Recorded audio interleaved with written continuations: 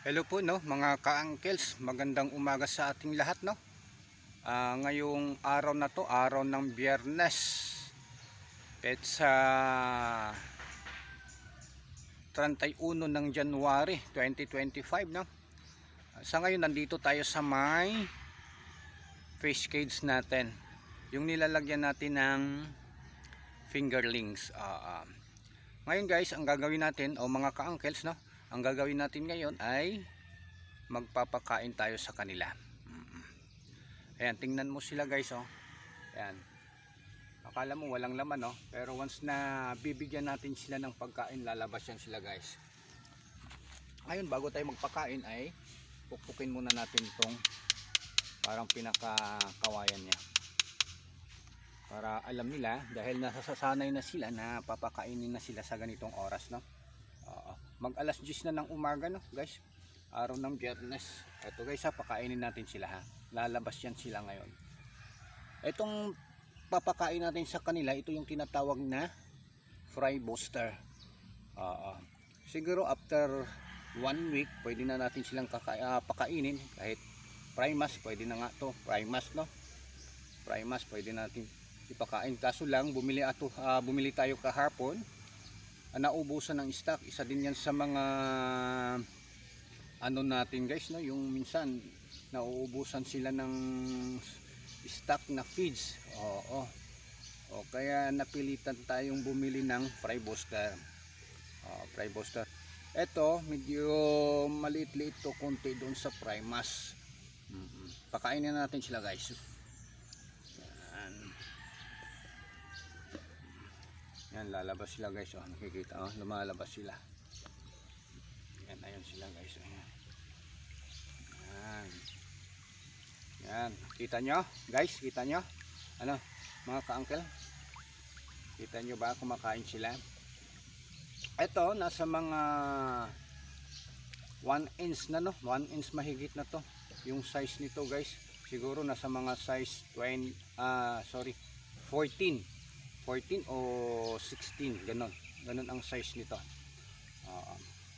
Kasi 1 inch mahigit na sila eh. Ayan yan. Yan, lumalabas sila guys. Lumalabas sila ka-uncles no. Yan. Ang pagpakain natin nito sa kanila ay minsan umaabot tayo ng 5 times no. Every day yun. 5 times. Kailangan pakainin natin sila 5 times every day yan.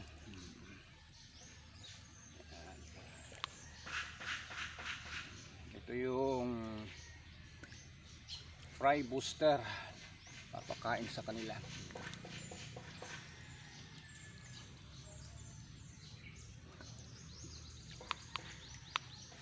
Ito ay ano na, mahigit 1 buwan na guys no. Siguro pagka umabot ng 2 buwan, 2 months na sila, pwede na natin silang pakakawalan. Kasi hindi na to kayang kainin ng mga dalag. Kasi dito kasi guys, dito sa may medium, sa may malaking ano na to, fish pan na to, dito natin sila pakakawalan eh. Hindi natin maiiwasan kasi na mayroong mga dalag. Yan, dalag. Kaya pagka pakawalan natin sila, ganun pa yung size nila, parang kaya pa silang kakainin ng dalag. Yan. Kaya palakihin muna natin sila konti no, bago natin sila pakawalan. Ayan. Ayan guys.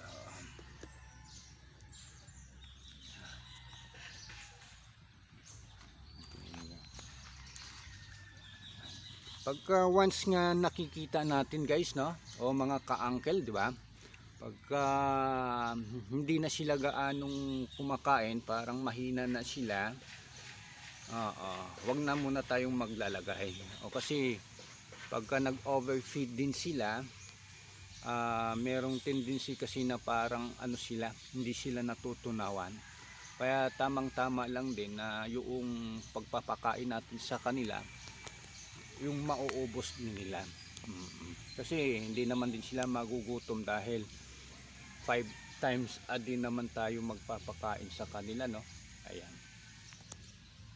na natatago sila guys, pero ayan, lumalabas sila kaya tumatagal. Ayan.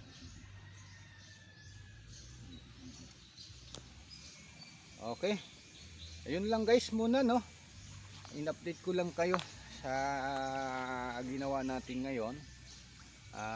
Nagpapakain tayo ng fingerlings natin.